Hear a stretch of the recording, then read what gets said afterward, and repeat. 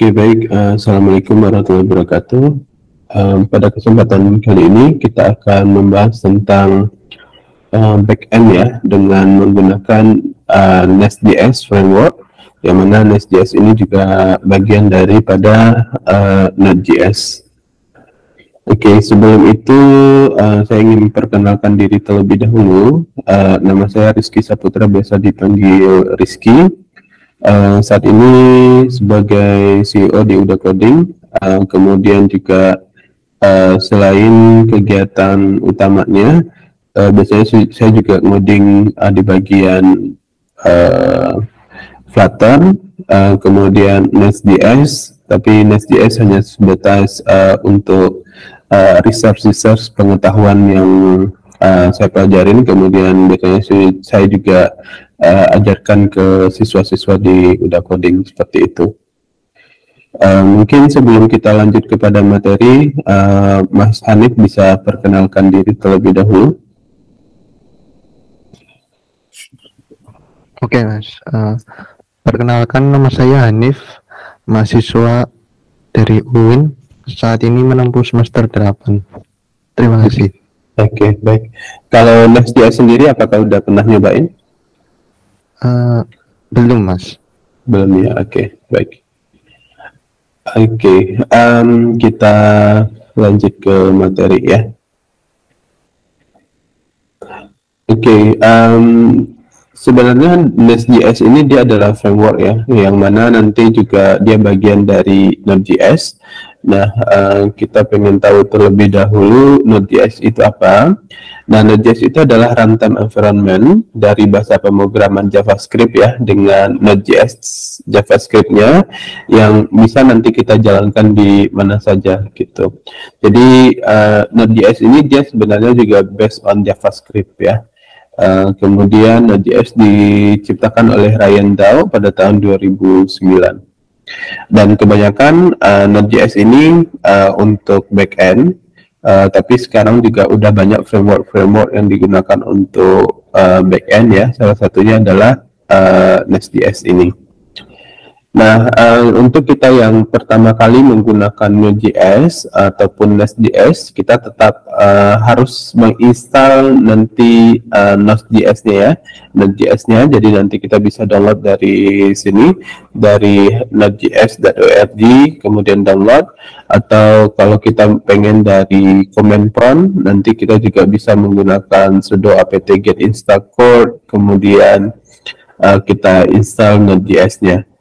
Kemudian kalau misalnya kita mau cek versi dari Node.js kita bisa pakai node-min-v, kemudian nanti kita bisa melihat nanti output dari Node.js versi kita seperti ini. Nah, kemudian tools yang akan kita gunakan di sini, saya menggunakan di sini Visual Code Studio. Ini adalah software ya.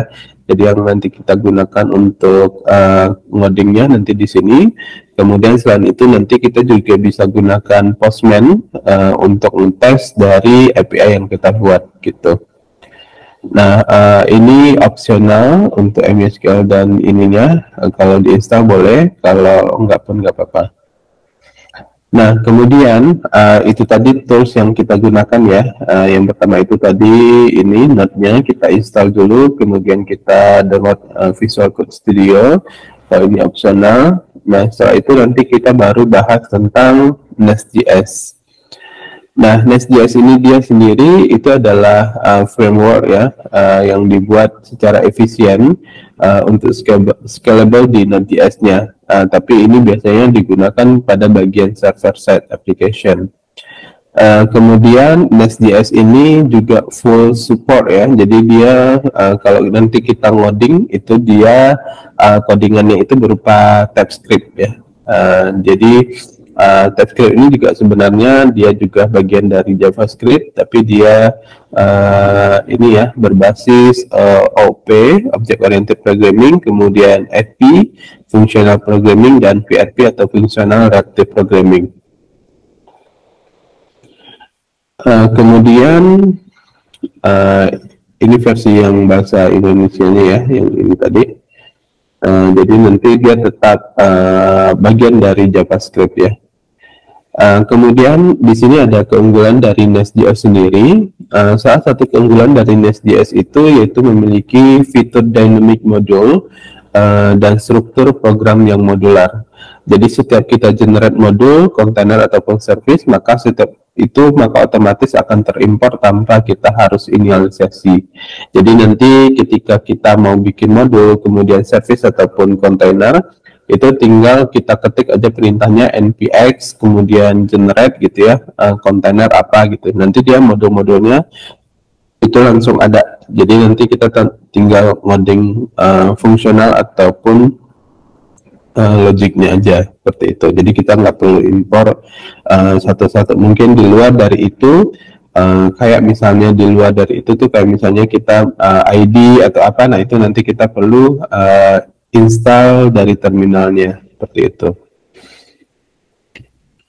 Nah, kemudian ini secara poin ya, yang tadi kita udah jabarkan. Ini secara poinnya, Node.js itu dia ada Nest.js itu dia adalah Node.js backend, kemudian TypeScript friendly, kemudian self architecture, kemudian dia menggunakan Express.js, scalable dan maintainable, jadi nanti kita gampang untuk maintenance ya. Kemudian dia berupa modular struktur, kemudian juga menggunakan dependency injection. Kemudian mengapa kita menggunakan Nest.js? Yang pertama itu tadi karena dia terstruktur, kemudian modularity, jadi semuanya bisa kita generate dengan modul, kemudian TypeScript, kemudian dia juga support ke GraphQL, kemudian dia juga support untuk microservice, kemudian REST API, kemudian documentation-nya juga cukup lengkap, kemudian dia juga ada popularity ataupun komunitasnya, seperti itu.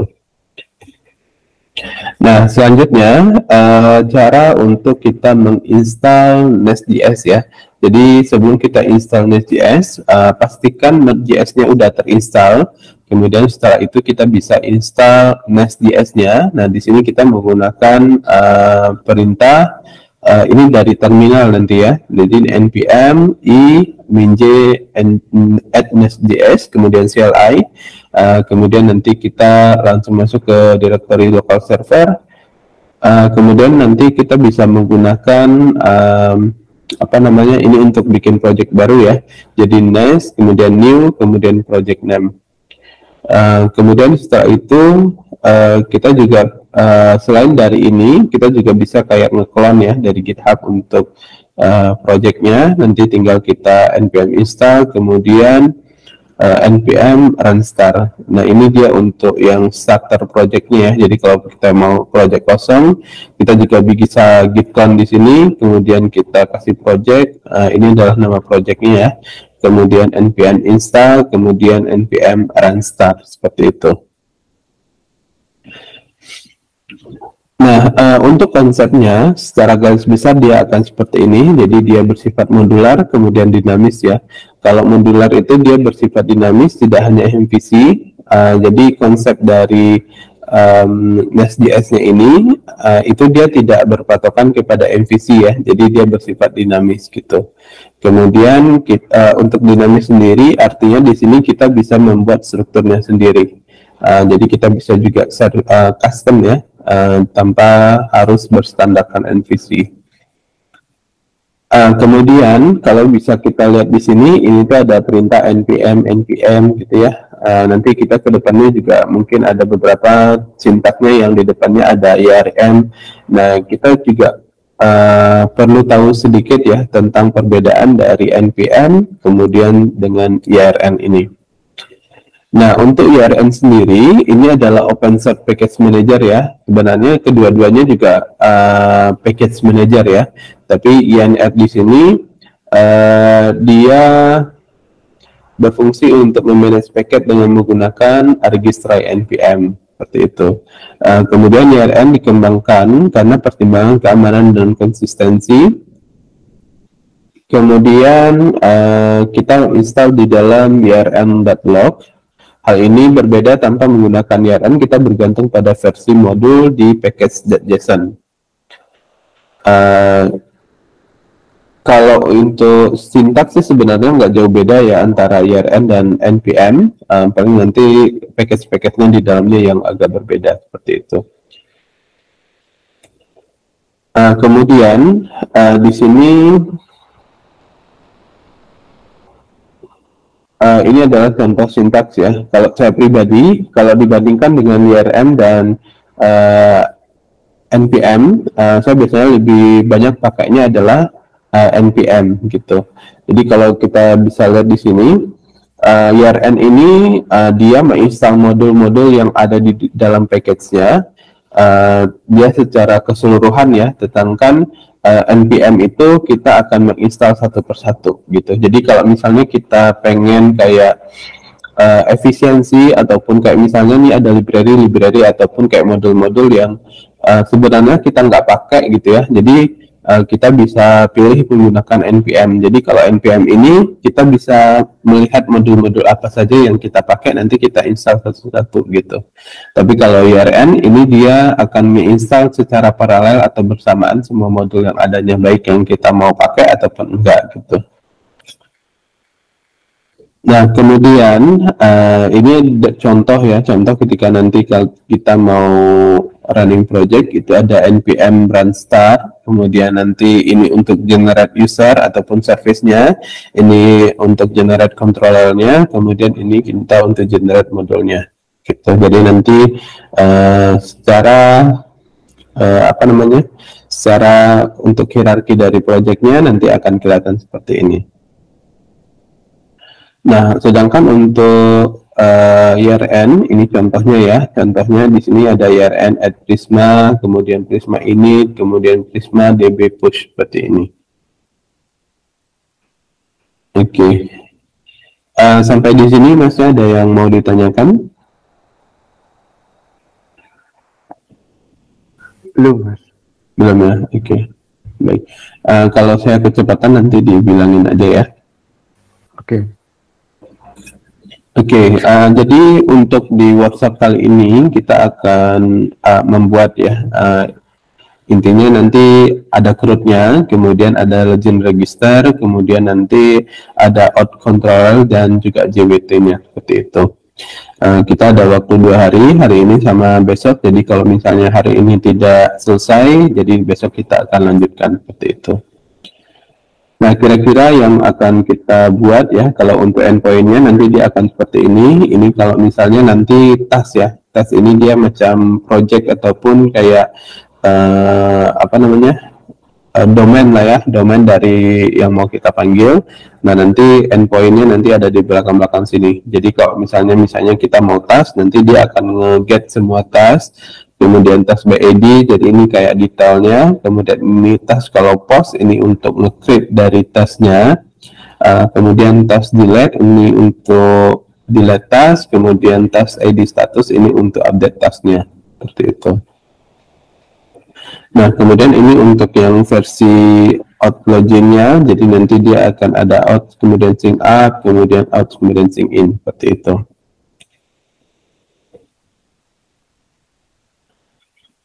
Oke, ini hampir dengan yang sama dengan tadi. Jadi nanti kita ada sync in, sync out, kemudian authorization, authentication, kemudian JWT token, hash password dan lain-lain. Seperti itu.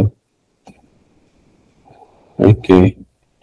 Nah, kemudian nanti kita juga di sini akan menggunakan data transfer object. Data transfer object ini dia sebenarnya lebih kepada penyimpanan sementara ya. Jadi nanti sebelum kita menggunakan database, kita bisa gunakan ini untuk menyimpan data-data ketika kita meng-create apapun kita update ya, seperti itu. Tapi biasanya ketika kita karena ini simpan sementaranya di Chrome, jadi ataupun kayak di browsernya kita, jadi sementara itu dia ketika kita projectnya udah kita matikan dan nanti kita running lagi, dia biasanya hilang seperti itu. Jadi DTO atau data transfer object ini dia sebenarnya adalah objek ya, yang bisa kita bawa dari satu proses ke proses lain gitu. Jadi yang bisa kita transfer dari satu data ataupun dari satu objek ke objek lain seperti itu. Oke, DTO ini sebenarnya dia adalah konsep yang umum ya pada software development, tidak hanya pada Nest.js, kemudian hasil mobile code, jadi ini bisa digunakan di TypeScript data atau TP-nya TypeScript ya. Kemudian tidak perlu don't have any behavior except for storage. Jadi di sini dia tidak menggunakan ya tools ataupun penyimpanan karena dia akan menyimpan di bagian datanya seperti itu. Kemudian result in increased performance, jadi dia akan hasilnya dia akan meningkatkan performance seperti itu. Kemudian juga bisa digunakan untuk data validation. Kemudian DTO tidak hanya model definition, dia juga shape dari data ya yang spesifik, contohnya pembuatan task seperti itu. Kemudian untuk DTO sendiri itu juga bisa didefinisikan dengan menggunakan interface atau kelas. Oke. Ini contoh dari DTO-nya sendiri. Jadi ini untuk kita create data DTO ya. Kemudian contohnya di sini misalnya kita order ID, kemudian delivery address ya. Nah kalau ini tuh dia tipe datanya. Jadi kalau ini dia adalah kayak properti ataupun variabel ya, variabel dari DTO-nya seperti itu.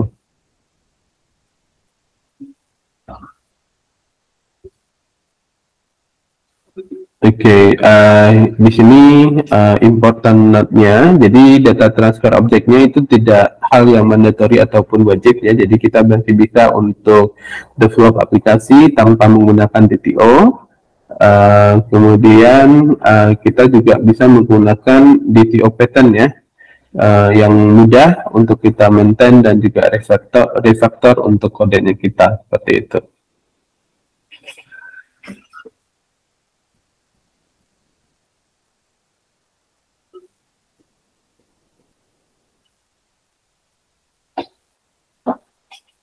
Oke, sebelum kita lanjut ke implementasi pencobaannya, masih ada pertanyaan terlebih dahulu?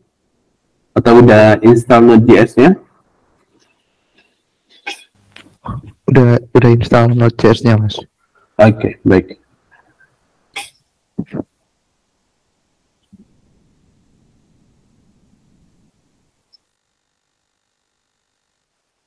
Oke, sebentar saya share screen lagi. Jadi kalau kita sudah, kita akan coba untuk ini ya, saya coba create.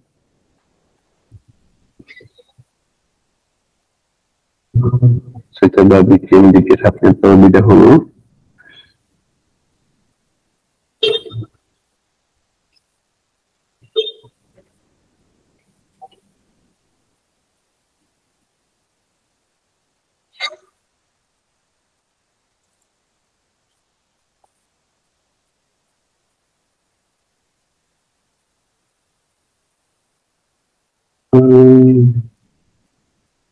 Coba bikin ini ya, Node.js.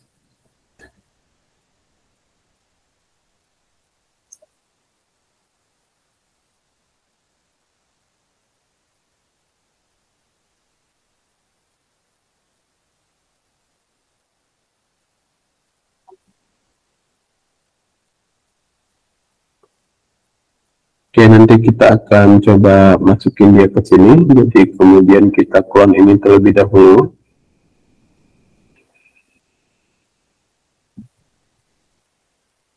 Ini kita save di sini ya.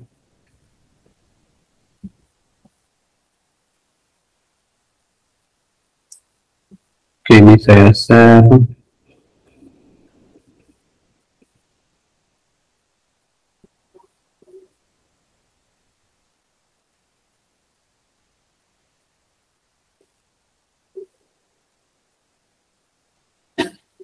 Oke. Jadi nanti kita bisa ke page yang ini kalau kita udah install Node.js ya, kemudian kita install Nest.js dan di sini. Jadi pastikan dulu udah npm get Nest.js CLI ya. Kemudian nanti kita akan buat project di Nest, kemudian new project name. Nah untuk ini kita harus pindahkan ya. Kita coba buka command prompt ataupun terminal ya. Terminal. Nah kita buka terminalnya, kemudian kita pindah ke folder yang tadi kita untuk ininya pegawai Nest.js ya. Nah ini tadi kan ini yang udah kita clone tadi. Jadi kalau kita lihat di sini tuh dia bakal kosong ya. Nah ini kita cd dulu dia ke sini. Cd. Kemudian nanti kita paste ya. Nah setelah dia berada di dalam sini, baru kita create Nest.js new project ya. Nah di sini kita coba create Nest new. Kemudian misalnya di sini pegawai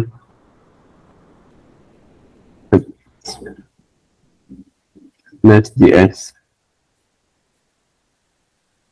Oke, di sini kita bisa pilih, di sini kita bisa lihat ya. Jadi package manager yang ingin kita gunakan itu ada npm, yarn sama pnpm gitu. Jadi di sini kita menggunakan npm. Nah, ini kita install. Nah, biasanya dia nunggu beberapa saat ya sampai nanti proses installnya selesai seperti itu.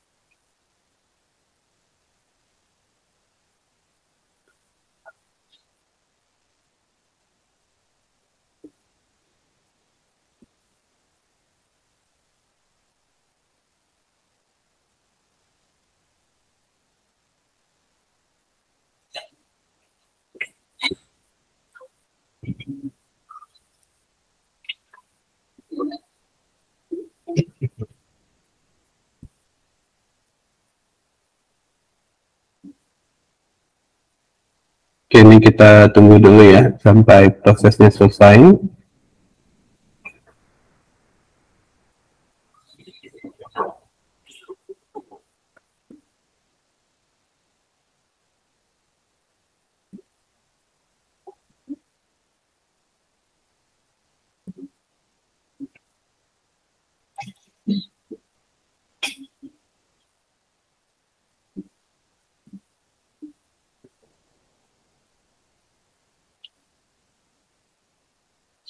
Oke, ini prosesnya udah selesai. Kita bisa lihat di project yang sini tadi.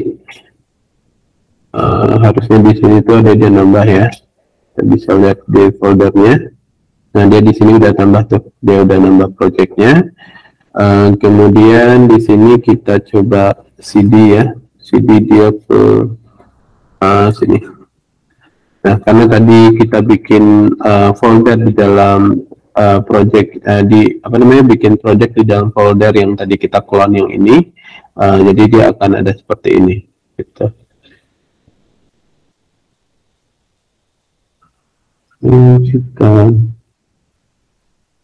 Coba kita starter ya, terus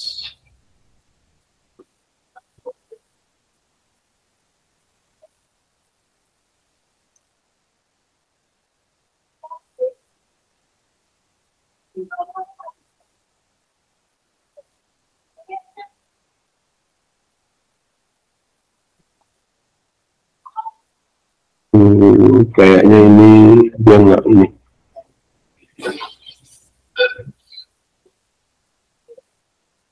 Nggak ke clone tadi ya. Atau kita juga bisa pindahkan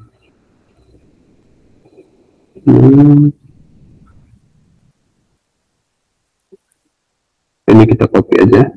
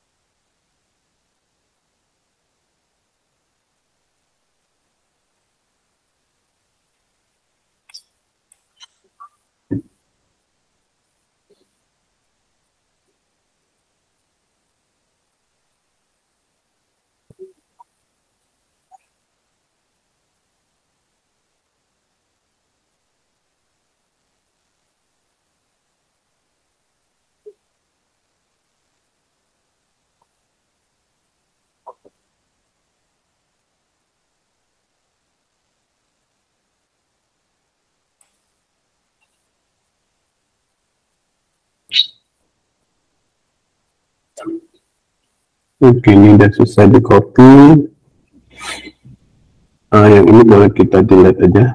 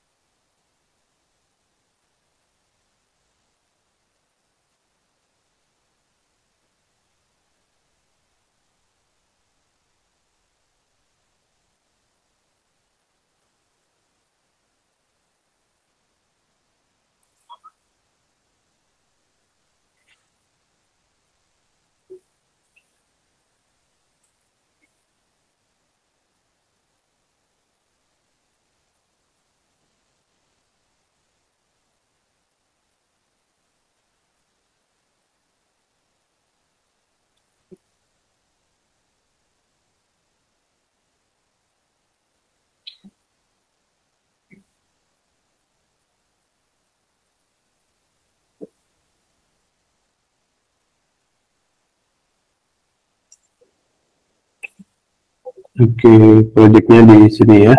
Nanti bisa lihat di chat.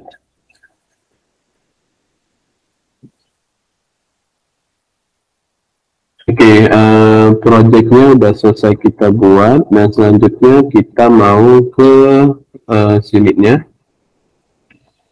Oke, kita mau ke bagian sini. Jadi kita open dulu yang project yang tadi. Kita open folder. Kemudian kita pilih pegawai NSDS ya. Kemudian nanti di sini kita open. Gitu.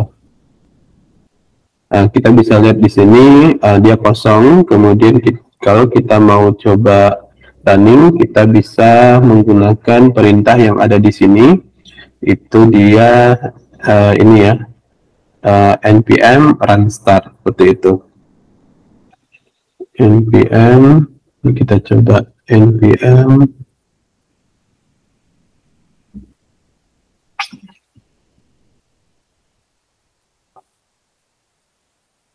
Oke, ini dia udah jalan ya sebenarnya ya.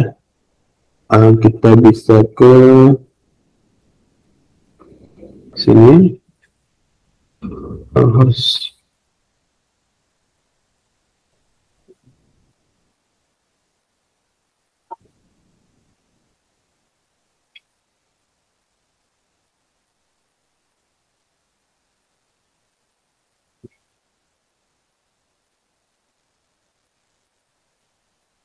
Localhost, kemudian 3000, kemudian nanti kita panggil ininya. Nah, ini dia masih kosong ya, jadi nanti tinggal kita isi nanti di dalam sini gitu. Jadi kita bisa apa namanya. Nah, ini kita bisa lihat di sini di main.ts-nya. TS ini dia TypeScript ya. Kemudian di sini dia portnya adalah 3000, lisannya 3000. Kemudian nanti ini returnnya karena tadi kita tidak ada apa-apa ya. Jadi kita bisa di sini misalnya hello world, ini objek Nest.js pertama. Dan kemudian kalau kita running, ini tapi kita ada copy lagi. Ini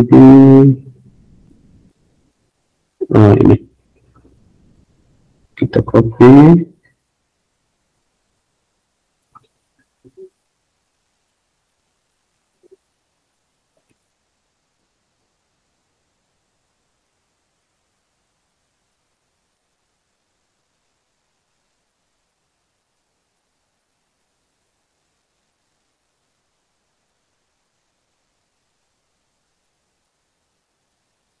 Kayaknya kita harus stop dulu ya, nanti kita start lagi.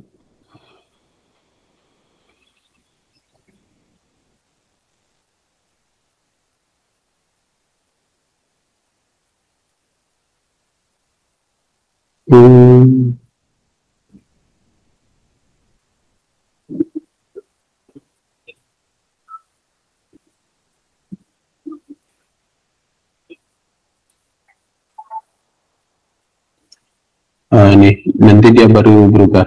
seperti itu. Jadi kalau untuk nge-restart dari yang dibikin ya, kita nanti tinggal pause dulu dari komen yang ini, nanti kita ketik lagi npm run start seperti itu. Jadi nanti dia akan muncul seperti ini, hello world, ini project Nest.js pertama, seperti itu.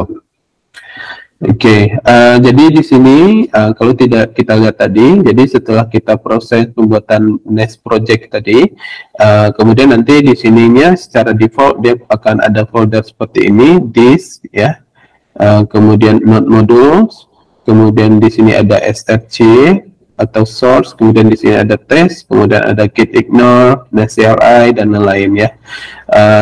Tapi yang paling kita sering pakai itu dia yang berada di folder src-nya ini gitu.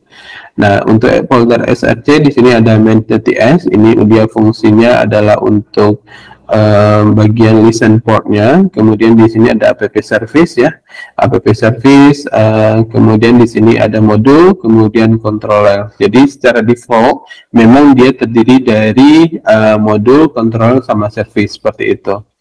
Tapi nanti kita bisa ubah ya ininya, atau kita custom dengan sesuai yang kita butuhkan gitu. Misalnya nanti kita mau custom untuk yang pegawai gitu. Jadi nanti pegawainya itu nanti kita bisa buat di sini pegawai modul, kemudian pegawai control, service dan lainnya seperti itu. Oke, sampai di sini Mas Hanifnya ada pertanyaan? Udah bisa runningnya ini kah? Sudah bisa, Mas. Ya, oke.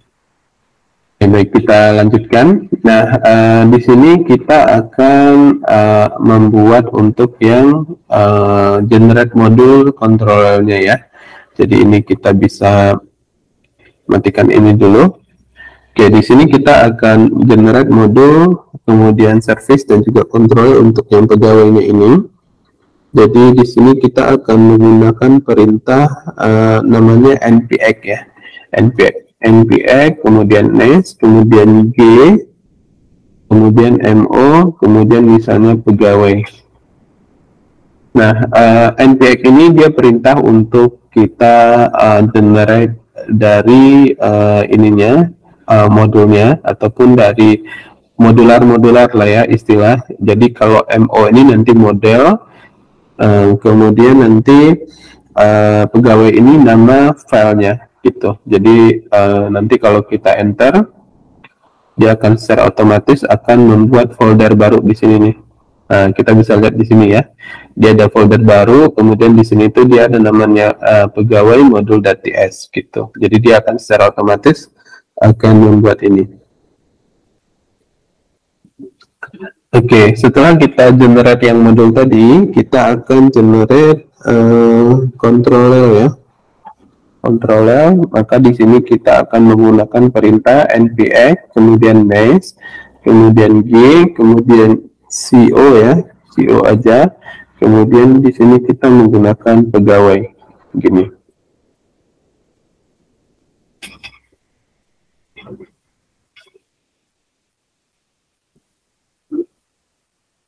Oke, kemudian kita bisa lihat nanti dia di sini ada controller ya, kemudian ada control spec, yang ini nanti dia bawaan ya, ataupun kayak template-nya.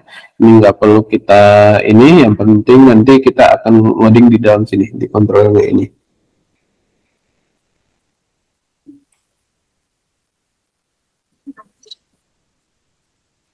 Oke, setelah yang ini kita akan bikin satu lagi, yakni service ya. Jadi di sini nanti kita akan tambahkan npx, kemudian nest, kemudian g, kemudian s, kemudian di sini pegawai. Atau kita juga bisa tulis service juga bisa di sini ya. Atau kita mau singkat pakai kayak gini juga nggak apa-apa. Nanti kita enter. Oke, maka di sini dia akan ada modul, kemudian service, kemudian ada service .spec, kemudian .ts. Gitu. Jadi yang perlu nanti kita otak-atik itu ada 3. Yang ini yang pertama pegawai.service.ts, kemudian pegawai.modul.ts, kemudian satu lagi adalah pegawai.control.ts gitu.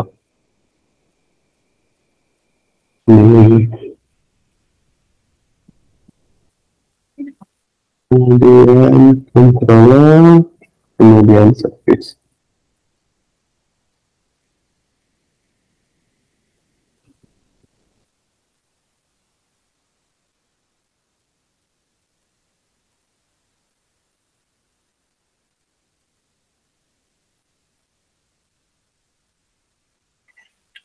Oke, selanjutnya di sini kita akan bikin yang namanya adalah model ya, ataupun nanti dia interface.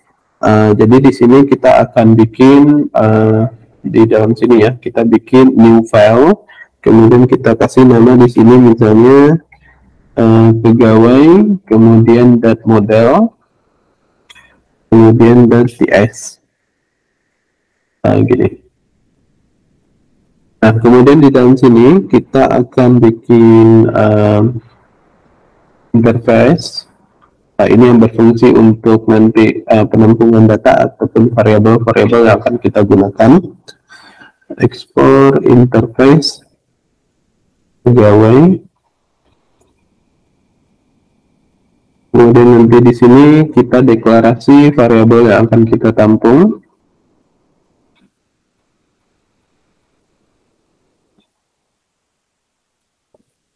Ditampung. Nah, kemudian di sini kita buat misalnya ID, kemudian string ya, kemudian ini pakai koma ya, string, kemudian kita pakai title, kemudian ini juga string, kemudian kita tambah description,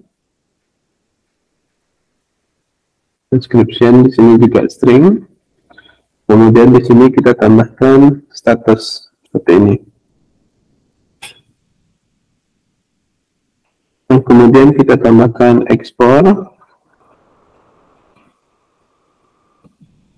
kemudian kita tambahkan enum ya, ini pegawai status. Nah, untuk statusnya ini dia nanti kita bisa pilih misalnya di sini open ya, atau misalnya di sini kita ganti menjadi honorer, ininya honorer ya, honorer. Kemudian nanti kita misalnya di sini SN,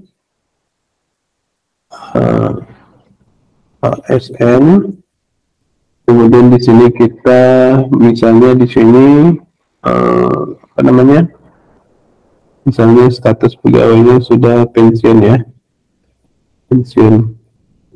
Ini kita tambahkan pensiun seperti ini. Oke, jadi ini adalah variabelnya. Kalau ini adalah value ya, value dari variabelnya seperti itu.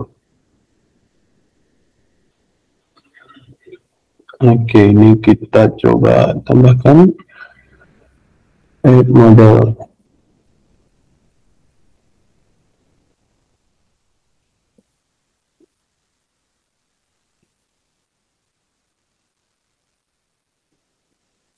Oke, jadi di sini kita udah tambahkan interface untuk modelnya, kemudian di sini kita tambahkan enum untuk status dari pegawainya.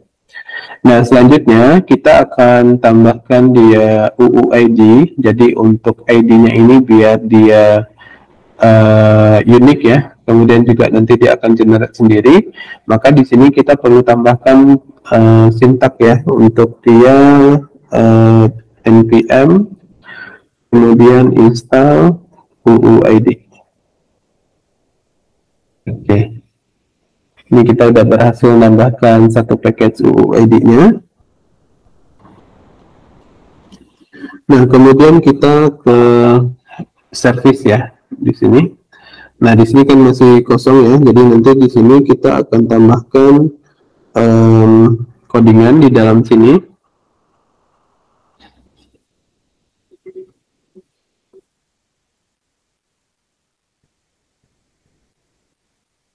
Oke, di dalam sini kita tambahkan sifat pegawai, kemudian pegawai,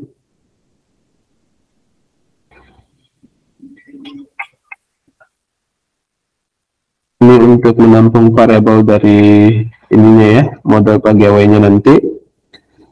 Kemudian nanti di sini kita tambahkan endpoint untuk nge-get semua datanya. Get data pegawai. Jadi di sini kita bikin function ya, ataupun apa namanya, metode ya. Jadi kita bikin metode di sini misalnya get all data pegawai. Gini. Kemudian nanti kita tambahkan di sini return this, kemudian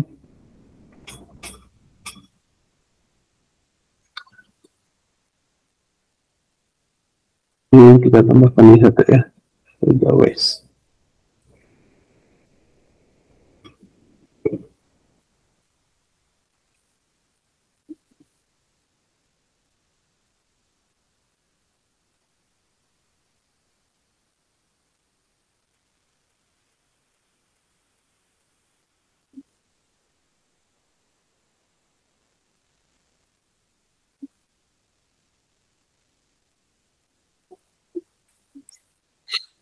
Oke, ini kita baru proses untuk get datanya. Jadi di sini kita akan menambahkan nanti DTO ya, ataupun data transfer object untuk penyimpanan sementaranya. Jadi nanti kita perlu buat sebuah interface ataupun kelas untuk DTO-nya, seperti itu.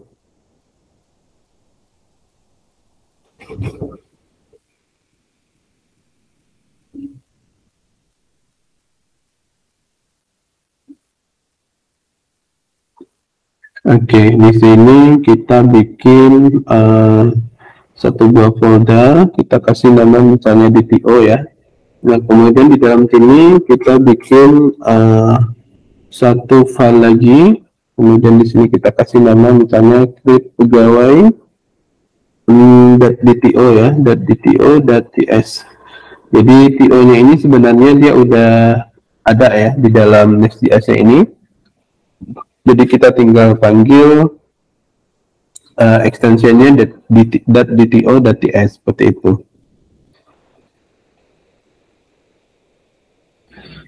Kemudian di dalam sini kita tambahkan export, kemudian class, kemudian di sini kita tambahkan create pegawai DTO seperti ini. Kemudian di sini kita tambahkan is not empty. So di sini kita tambahkan ini dulu aja, title, string, kemudian description. Oke, jadi di sini tuh dia akan menampung dari variabel yang udah kita bikin tadi. Jadi karena di sini kita akan menampung ini, jadi di sini kita buatkan di bagian DTO-nya title kemudian description seperti ini.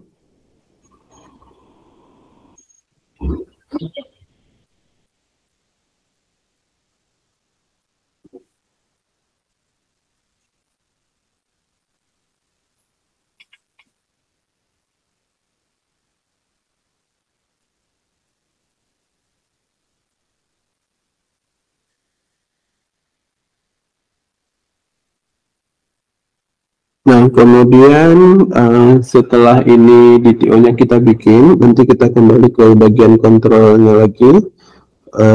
Ini kita tambahkan, bentar. Ini bagian service dulu ya. Nah, di bagian service-nya ini kita akan bikin metode ya, create pegawai. Ini. Kemudian di sini kita tambahkan create pegawai DTO. Ini kita bikin yang versi kecilnya dulu, variabelnya. Kemudian baru kita inisialisasi di sini, create pegawai DTO.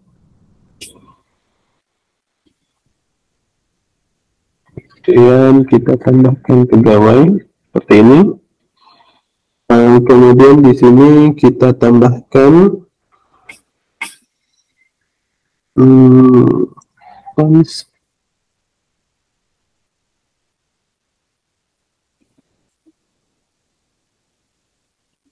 title, kemudian description.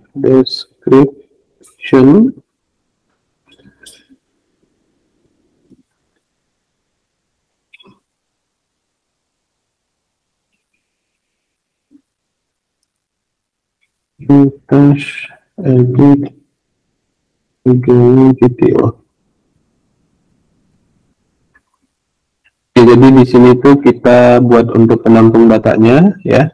Jadi yang kita simpan itu dia adalah title, kemudian description seperti itu. Kemudian setelah ini kita tambahkan fonts.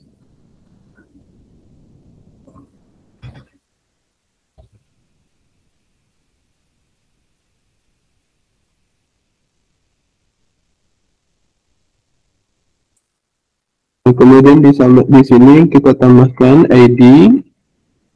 Ini nanti kita tambahkan dia di sini UUID. Kayaknya kita perlu impor ya UUID-nya di sini.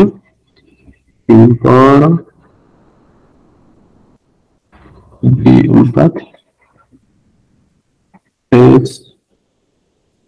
UUID from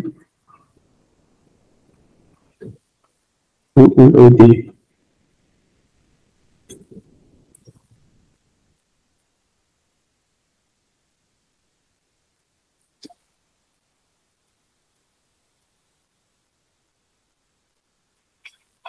Kita tadi udah berhasil ya. Oke. Kemudian di sini kita tambahkan title, kemudian description,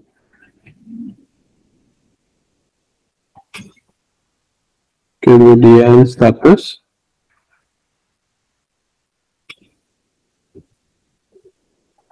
titik 2 di sini kita tambahkan di sini pegawai status ya. Pegawai status kita buat defaultnya misalnya dia adalah ASN seperti ini.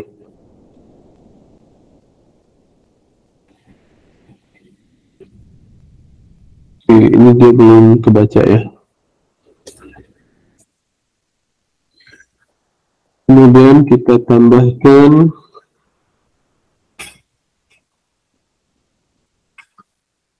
this. Ini di luar dari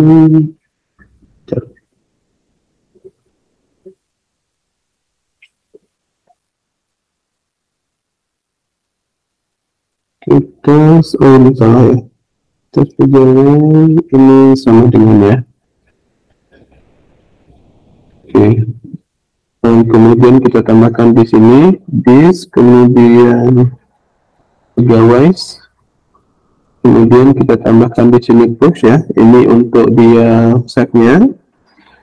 Kemudian pegawai. Kemudian kita return di sini.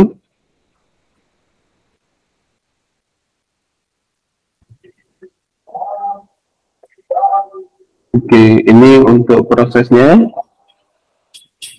Jadi di bagian service-nya nanti kita tambahkan ini. Jadi untuk proses penyimpanannya itu ada di bagian service ya. Jadi di sini ini untuk get-nya, ini untuk method add atau field.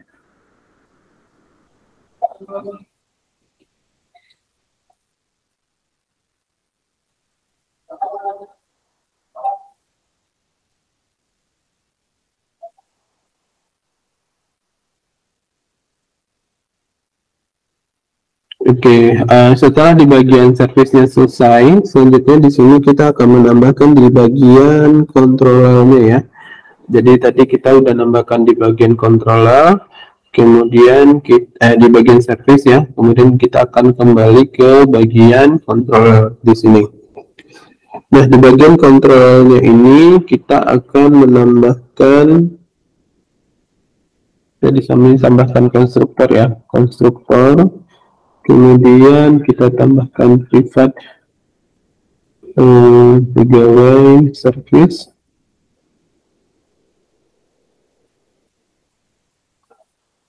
pegawai service.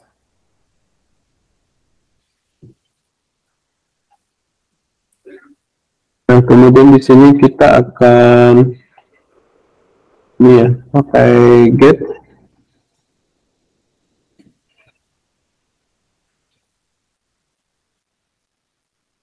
Kemudian di sini kita tambahkan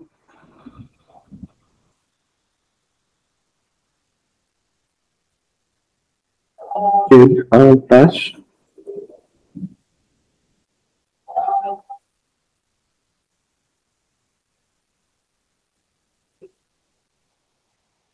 Get pegawai.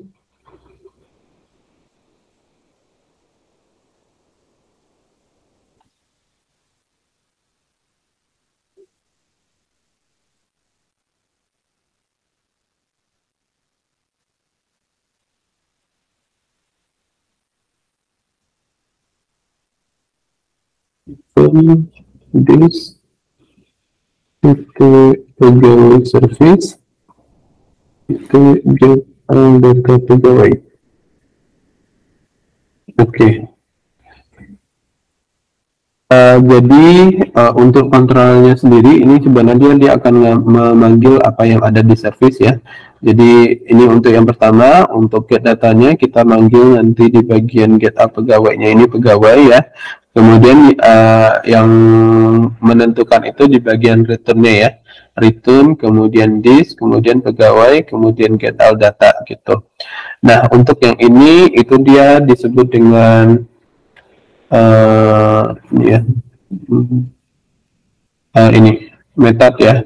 Jadi dia metodenya nanti ada get, kemudian ada post, ada delete gitu. Nah, metode ini tergantung data ataupun function yang mau kita panggil gitu. Jadi kalau misalnya di sini dia cuma untuk nge-get data ataupun ngambil data secara keseluruhan, jadi metodenya di sini kita pakai yang get gitu. Atau ini disebut juga dengan dekorator ya, gitu.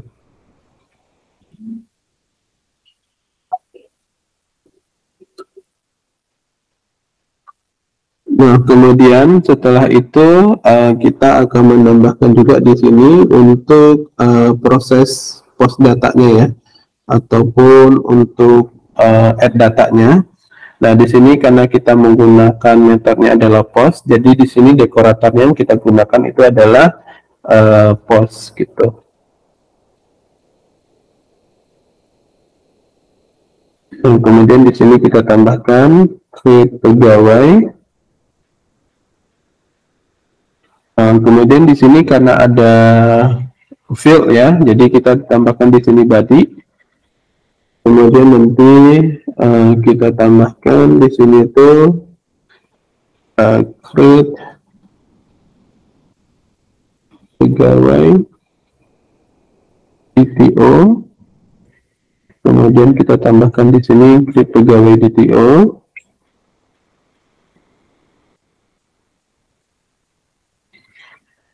Pegawai.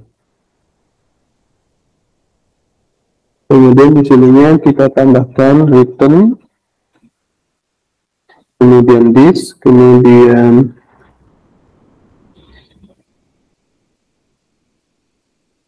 pegawai service, kemudian create pegawai, kemudian di sini kita tambahkan create pegawai DTO. Seperti ini.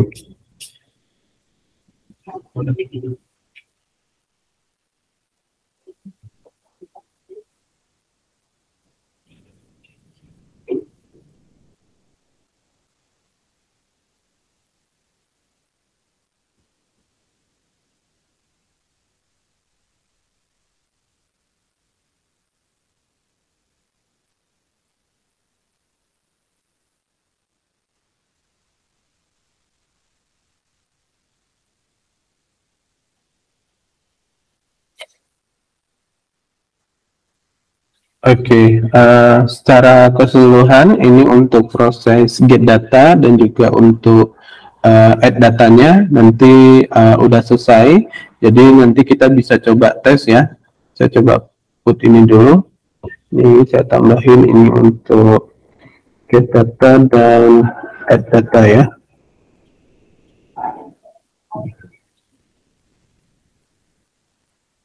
Oke. Kemudian untuk ngetesnya kita tinggal npm run start ya, npm run start. Ini dia udah running ya. Nah untuk ngetesnya untuk dari endpointnya ini kita bisa gunain dia ke sini. Di sini kita coba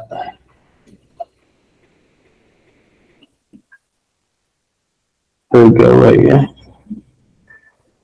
Nah ini dia masih kosong. Kemudian kalau kita mau nambahkan, kita ke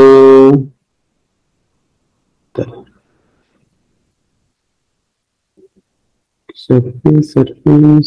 Nah di sini create pegawai. Jadi kita memanggil sesuai dengan ininya ya, metodenya.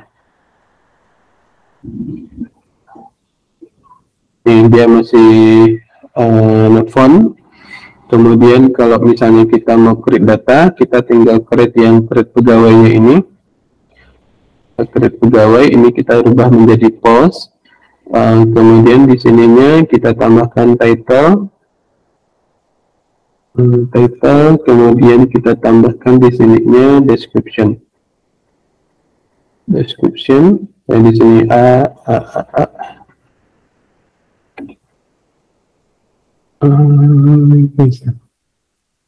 Bentar, kita coba kedetek ya.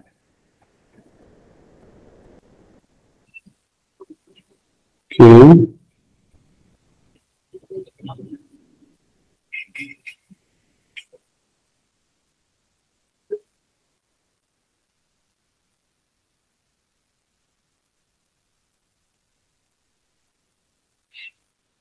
Kita coba cek di sini ya.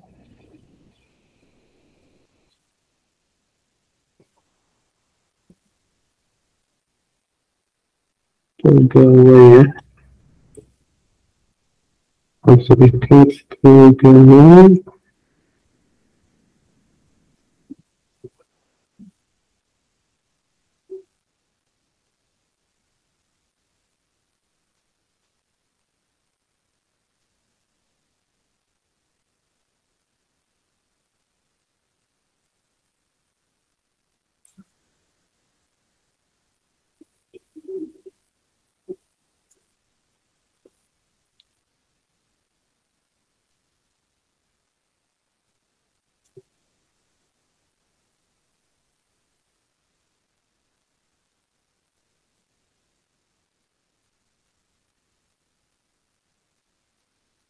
Oke, bentar ya. Ini dia coordinate font ya.